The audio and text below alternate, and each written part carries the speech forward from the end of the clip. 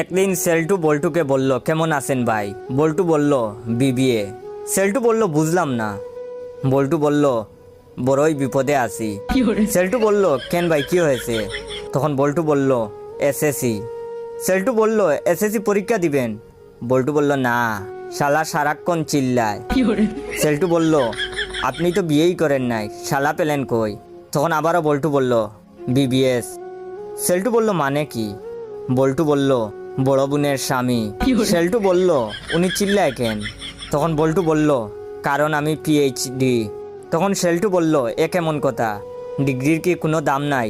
তখন বল্টু বলল, আরে পিএইচডি মানে পথে হাঁটি দিন রাত।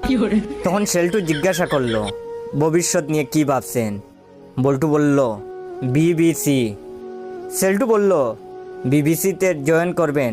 তখন বল্টু বলল, আরে না, বিবিসি মানে ভাবতেছি বিদেশ চলে যাব। এটা শোনার পর সেল্টু তো বেহুশ।